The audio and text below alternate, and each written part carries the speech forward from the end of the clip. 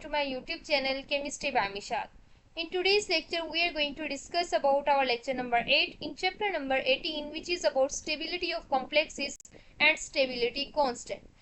अगर मैं आपसे एक सवाल करना चाहूँ कि हमारे पास जो है वो एक कॉम्प्लेक्स है जो कि हमारे पास है हेक्सा एक्वा कॉपर 2, यानी हमारे पास कॉपर के साथ जो है वो 6 वाटर मॉलिक्यूल्स जो है वो अटैच है, लेट्स सपोज, ठीक है।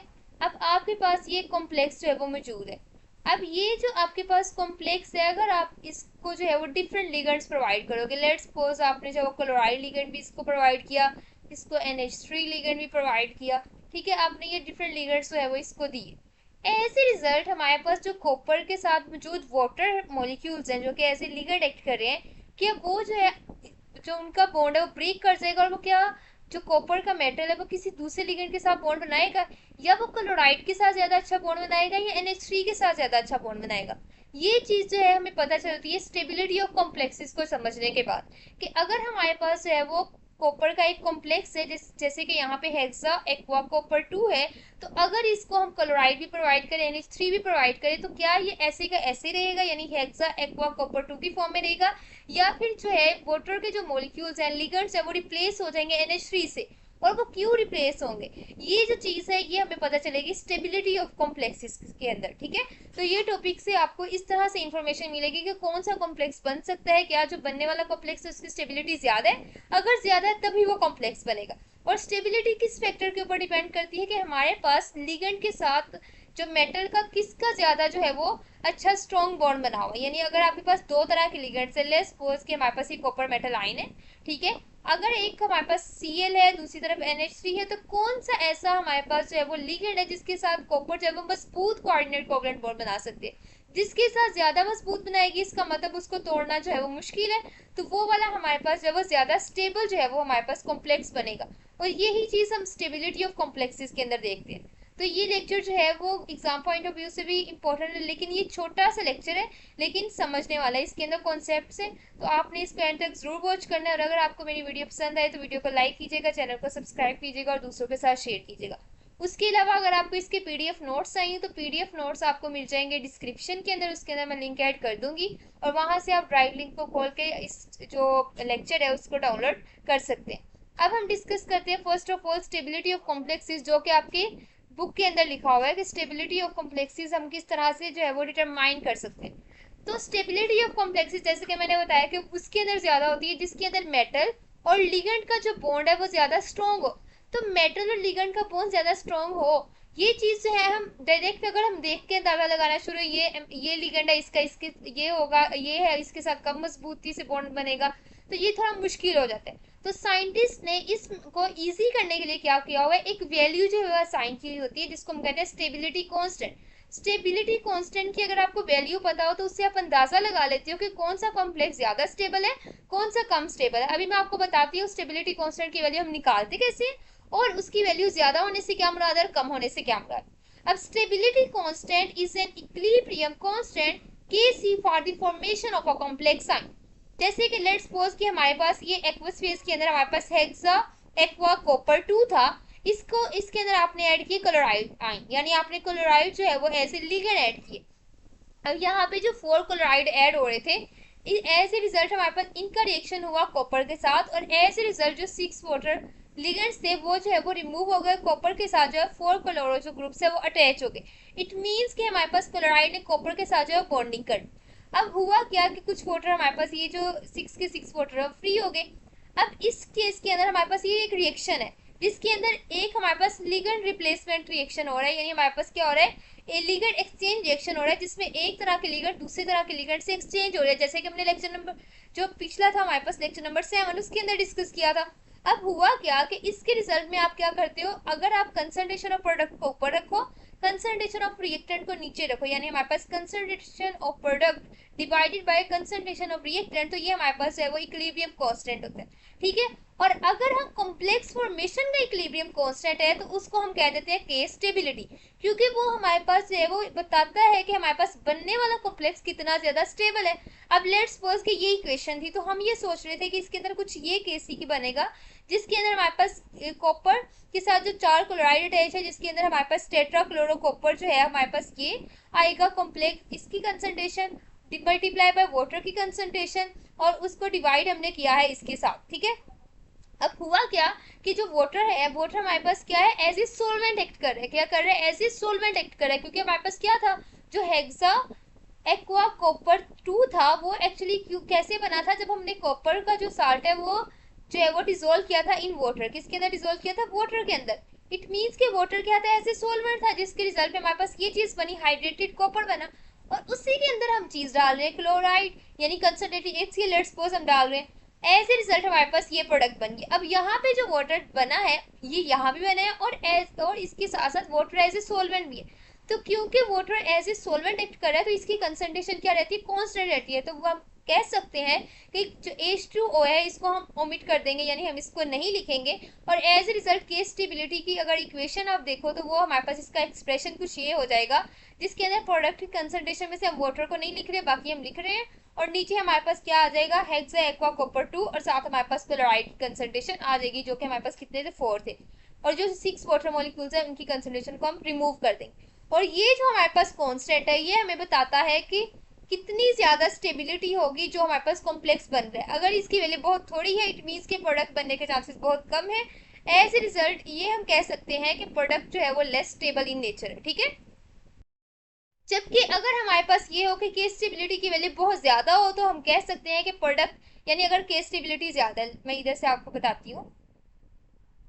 अगर हमारे पास जो है के स्टेबिलिटी कब ज्यादा होगा, जब हमारे पास प्रोडक्ट ज्यादा होगी, ये वाइस वर्सा। प्रोडक्ट ज्यादा है तो के स्टेबिलिटी ज्यादा है। इट मीन्स कि अगर प्रोडक्ट ज्यादा तभी बनेगी जब के स्टेबिलिटी की वैल्यू क्या होगी, ज्यादा होगी। अगर हमारे पास ये बहुत कम वैल्यू या प्रोडक्ट बहुत कम बन रही है, तो के स्टेबिलिटी की वैल्यू क्या होगी, बहुत कम होगी। इट मीन्स कि प्रोडक्ट के बनने के चांसेस कम है, क्योंकि प्रोडक्ट स्टेबल नहीं है।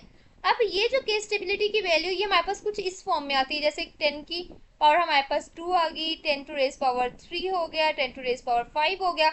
अब इस तरह की वैल्यूज को कंपेयर करना थोड़ा मुश्किल होता है, क्योंकि ये बहुत बड़ी बड़ी वैल्यू होती है। तो हम क्या करते हैं, जो स्टेबिलिटी कांस्टेंट है, उसको जो है वो हम उसका log ले लेते हैं, और एज ए रिजल्ट log 10 लेके हम उसको log 10 के स्केल के ऊपर जो है वो देखते हैं, ताकि हमारे लिए जो वैल्यू जो है उसको कंपेयर करना आसान हो जाए। क्योंकि इस तरह 10 की जो अगर पावर 5 लिखे तो बहुत बड़ी वैल्यू बनती है, लेकिन अगर इसी का आप log 10 ले लो, तो वो आंसर आपके पास आता है 5, और दूसरी तरफ यहाँ आंसर है 2। तो 2 और 5 को कंपेयर करना आसान है as compare to this one. इस वजह से हम जो भी हमारे पास के स्टेबिलिटी की यहाँ से वैल्यू आती है, उसका हम क्या ले लेते हैं, उसको log की फॉर्म में जो है शो करते हैं। अब जितनी ज्यादा log 10 के स्टेबिलिटी की वैल्यू ज्यादा होगी, हमारे पास जो कॉम्प्लेक्स है उतना ज्यादा स्टेबल होगा जो बन रहा है। और एज ए रिजल्ट हमारे पास क्या होगा, राइट साइड पे इक्विलिब्रियम जो है वो शिफ्ट हो जाएगा। क्या होगा, इस तरफ जो है इक्विलिब्रियम शिफ्ट हो जाएगा, यानी प्रोडक्ट की कंसंट्रेशन जो है वो ज्यादा बनेगी। जबकि दूसरी तरफ अगर इसकी वैल्यू कम हो, तो कॉम्प्लेक्स लेस स्टेबल है। इस वजह से हमारे पास क्या होगा, वो जो लिगेंड्स हैं वो हमारे पास जो है वो इजीली जो है वो डिस्प्लेस हो सकते हैं। क्या हो सकते हैं, इजीली डिस्प्लेस हो सकते हैं। यानी अगर लेट्स सपोज कि एक कॉम्प्लेक्स है, ये हमारे पास लेट्स सपोज यही कॉम्प्लेक्स बन रहा है, तो अगर इसकी जो के स्टेबिलिटी की वैल्यू बहुत ज्यादा लो है, बहुत ज्यादा लो है, as a result we can say कि हमारे पास ये जो है बनेगा नहीं, जो कि हमारे पास ये जो है वो टुवर्ड्स हमारे पास लेफ्ट जो है इक्विलिब्रियम शिफ्ट होगा, यानी क्लोराइड उसके साथ आके जो है वो जो अटैच हुए वो डिस्प्लेस हो जाएंगे, ठीक है। तो कोई भी जो कॉम्प्लेक्स है, उसके बनने से जो हमारे पास इक्विलिब्रियम कांस्टेंट होता है वो होता है के स्टेबिलिटी, और उसका हम लोग 10 लेते हैं। अगर उसकी वैल्यू ज्यादा हो, इट मीन्स मोर स्टेबिलिटी, अगर वैल्यू कम हो तो लेस स्टेबिलिटी। अब देखा कि ये गया कि हमारे पास वो वाले लिगेंड्स जो कि हमारे पास ज्यादा जो है वो बॉन्डिंग करते हैं, जैसे कि हमारे पास जो है वो मोनोडेंटेट में कितने डोनर एटम्स होते हैं, एक। जो हमारे पास बाइडेंटेट होता है उसमें 2। इसी तरह EDT है हमारे पास हेक्साडेंटेट है, इसके अंदर 6 हमारे पास डोनर एटम्स है, नाइट्रोजन भी है और हमारे पास ऑक्सीजन भी है। इट मीन्स कि हमारे पास जितना ज्यादा, जैसे कि अगर लिगेंड्स के अंदर जो है वो डोनर एटम्स की तादाद जो बढ़ती जाए, उतना उसको उतारना मुश्किल हो जाता है। लिगेंड और मेटल को जो है वो एक दूसरे से अलग करना मुश्किल हो जाता है। जैसे लेट्स सपोज आपने कोई भी चीज है, ठीक है, कोई भी चीज है, वो आपने जो है उसके साथ जो है वो रोप लगा हुआ है, ठीक है, ठीक है। आपने उस रोप को जो है वो एक हैंड से अगर आप उसको खींचो, अगर आप उसको एक हैंड से खींचोगे तो हम जो है वो, अगर किसी दूसरे ने छुड़ाना होगा तो वो आसानी से छोड़ लेगा। लेकिन अगर आपने उसी रस्सी को जो है वो 2 हैंड से जो है वो उसको जो है पकड़ा हुआ है, पुल कर रहे हो अपनी साइड पे, तो एज ए रिजल्ट हमारे पास क्या होगा, उसका जो तोड़ना जो है या उसको छुड़ाना दूसरे इंसान के लिए क्या हो जाएगा, मुश्किल हो जाएगा। इसी तरह हमारे पास ये होता है कि जब मेटल के साथ जो है वो एक लिगेंड 2 साइड से, यानी 2 डोनर एटम्स की तरफ से हमारे पास क्या कर रहा है, उसके साथ जो है वो अटैच है, उसके साथ अट्रैक्टिव फोर्सेस के साथ जो है वो लगा हुआ है, तो वी कैन से कि हमारे पास इसको जो है उतारना मुश्किल है। तो जब उसको उतारना मुश्किल होगा तो इट मीन्स कि वो कॉम्प्लेक्स आयन जो है वो ज्यादा स्टेबल है। कॉम्प्लेक्स आयन तभी स्टेबल होता है जब उसके अंदर लिगेंड्स और मेटल के दरमियान जो बॉन्डिंग है वो स्ट्रॉन्ग होती है। तो सेम इज दी कॉन्सेप्ट है। तो क्लोराइड हमारे पास जब होता है तो एज ए रिजल्ट हम कह सकते हैं कि इसकी 5.6 वैल्यू आ रही है। NH3 जब 6 लगे होते थे इसकी वैल्यू 13.1 है, यानी इट इज मोर स्टेबल। यानी अगर आपके पास ये कॉपर के साथ जो है वो 4 Cl लगे हुए हैं, यानी हमारे पास टेट्राक्लोरोकॉपर 2 है, तो अगर इसके अंदर आप अमोनिया का कंसंट्रेटेड सोल्यूशन डालो या आप जो है वो बहुत ज्यादा सिस्मिक अमोनिया ऐड करो, तो एज ए रिजल्ट जो क्लोरो ग्रुप है वो रिप्लेस हो जाएंगे NH3 से। क्यों होंगे? क्योंकि ये वाली जो प्रोडक्ट है वो ज्यादा स्टेबल है। उसके बाद अगर हम बात करें कि अगर हम इथाइलिन डाई अमीन टेट्रास्टिक एसिड डालें तो वो उससे भी ज्यादा स्टेबिलिटी जो है वो दिखाता है। अब हम डिस्कस करते हैं चिलेटिंग इफेक्ट को। चिलेटिंग इफेक्ट क्या होता है? सेम वही बात, जब हमारे पास जैसे इथाइलिन डाई अमीन अगर हम देखें, यानी हमारे पास क्या है, लेट्स सपोज एक ये मैंने बनाया हुआ है जिसमें NH2 के दरमियान दो NH2 है, दरमियान में हमारे पास CH2 इथाइलिन ग्रुप लगा हुआ है।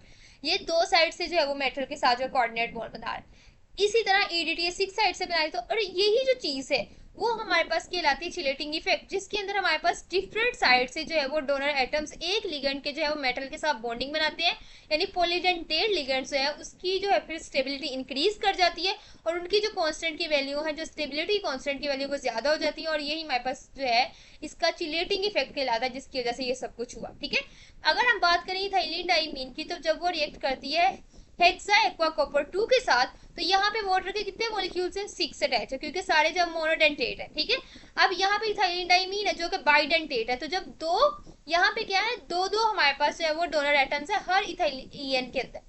अब होगा क्या, हर एक के अंदर दो है तो तीन के अंदर 6 हो गए, तो सिर्फ 3 जो है वो आएंगे इन प्लेस ऑफ वाटर। तो एज ए रिजल्ट हमारे पास ये कॉम्प्लेक्स बन जाएगा और हमारे पास वाटर मॉलिक्यूल्स है वो रिमूव हो जाएंगे। और ये क्यों हुआ?